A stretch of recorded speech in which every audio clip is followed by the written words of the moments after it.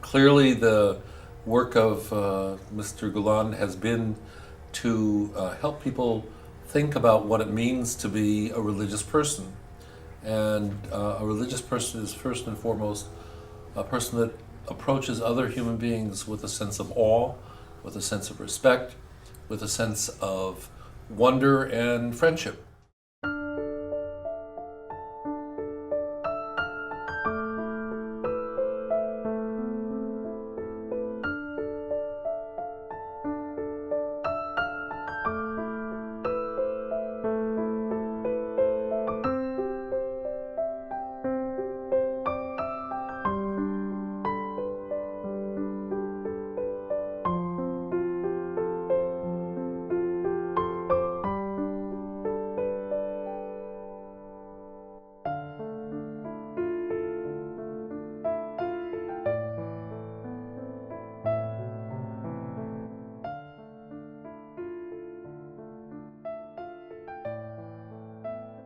My name is Rabbi Haim Dov Beliak. I'm pleased to be here today. I live here in Los Angeles, but I also work quite a number of months of the year in Poland with the Jewish community in Poland. First of all, I've been charmed and intrigued by the wonderful attitudes and approaches of the Hizmet Movement. But the Hizmet Movement has been just disarming in its reaching out to people, its willingness to include and to dialogue with people. So, and I understand that there's a very serious part to the Hizmet Movement, but listen, the most important thing when you meet somebody from the Gulen Movement is, would you like some tea? How about some baklava? Let's build a human relationship. And so that's been a big part of being a part of this dialogue. I've never met Mr. Gulen, but I've read some of his essays. I've more importantly met the people that he's influenced. So I feel in many ways that I do know him from his works, from his activities, from the people he's inspired. Clearly the work of Mr. Gulen has been to help people think about what it means to be a religious person. And a religious person is first and foremost a person that approaches other human beings with a sense of awe, with a sense of respect, with a sense of wonder and friendship. So Mr. Gulen has inspired that not only in the members of the Hizmet Movement, but also in the fact that people who have participated in friendship meetings and so forth have had the opportunity to see the activities of people in Turkey and other places. One of the things that I find important about the Hizmet Movement is that it's first and foremost not so much about doing. When you first meet people from the Hizmet Movement, one of the things that frankly may even put people off is that there's very little in the way of what I would call strings attached. You're welcomed, you're embraced, you're offered a meal, you're offered friendship, and this builds trust. And I think that's a key thing that we have very little of in many parts of the world. There's a sense that, why is this person being friendly? Why is this person so generous? So one of the things that's a key part of the Hizmet Movement is indeed how they welcome people. Hizmet Movement is a great reflection on Islam because, as everyone knows, Islam is a very large mansion. It is not one thing, and Hizmet Movement is not only seeking the welfare of people who, let's say, come from Turkey, but it's seeking for people to understand Islam as a living faith without being missionary, without seeking converts. The movement seeks the welfare of the societies that it's a part of. Openness, religious openness, and an interest in other people is one of the ways that Islam, and especially the Hizmet movement, is able to help in repairing the negative images that are so prevalent in Western society. First of all, in America at least, interfaith dialogue has often been an opportunity for people to become discouraged because sometimes people will take on what are called interfaith projects, a hunger, a pantry for people who are hungry, or some kind of activity that will target some kind of work together. And with a lack of understanding, people will begin to discover one thing, that they each have a different approach. They've not spent enough time preparing the conversation so that when they work together, they have an understanding more or less of what should be the goal of their work. So the interfaith dialogue that I've participated in through the Gulen Movement has taken care to do the careful work of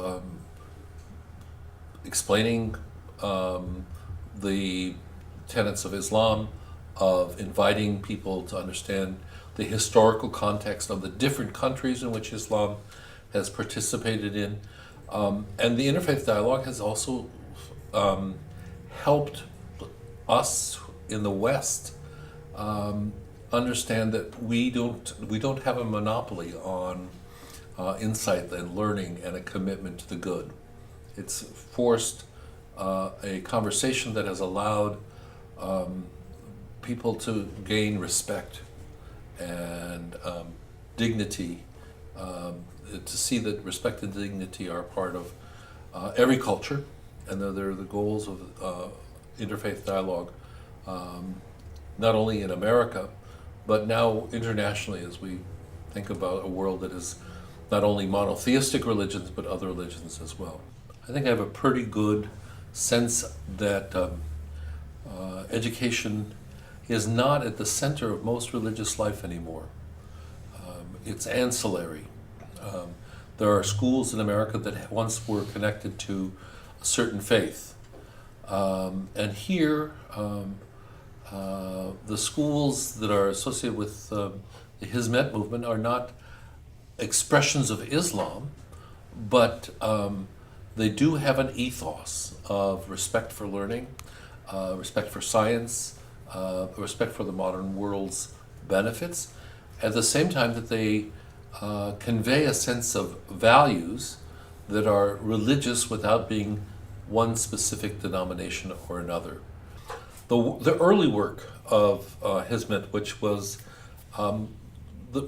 the founding of these dormitories to help people make the transition from areas where education was not so strong, rural areas, and making sure that those educational opportunities were available not just to the rich kids or to the kids that were born with a silver spoon, so to speak, but to the children of people who were often poor, whose families didn't have the means or the tradition of education.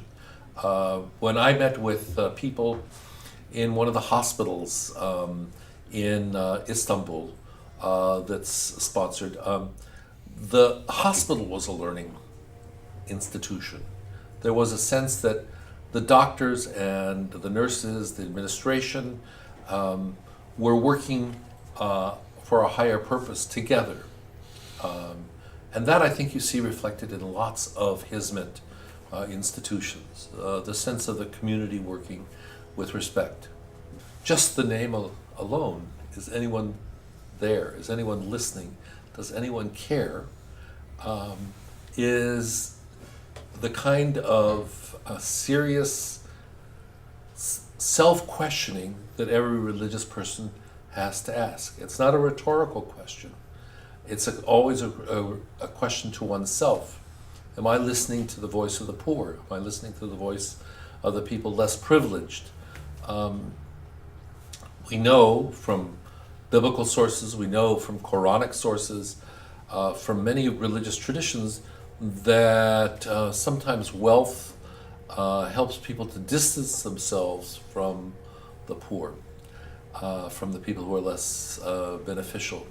As I understand the lore of the Hizmet movement, people who began to make a little money in Turkey and could see that they were not dealing on the most basic level of subsistence, but had extra, would consult Mr. Gulen. And his response was, well, bring together friends and start a school. Bring together friends and do something for the common good. And the idea that a religious leader would be consulted and that the response would be, do something with your wealth and do something with others, is echoed again in just about every institution I've ever heard of that's associated with the Hizmet movement. 𝐀𝐭𝐤 or other institutions have just been another way of expressing those same values. Mr. Gulen is not the first person who has had to deal with questions around what he's teaching and has been the target of politicians who feel that they can try to manipulate things. And so I've been impressed with the way that people have stood with dignity in the face of these questions. It's not an easy thing to do, because the easiest thing to do is, of course, fan the flames of suspicion. You know, we're right and they're wrong. We're superior and they're inferior. We are we and they are them. All those kinds of things that are used in political organizing to create a sense of group often lead to misunderstanding, to animosity. And I see the movement trying to lead away from that kind of approach.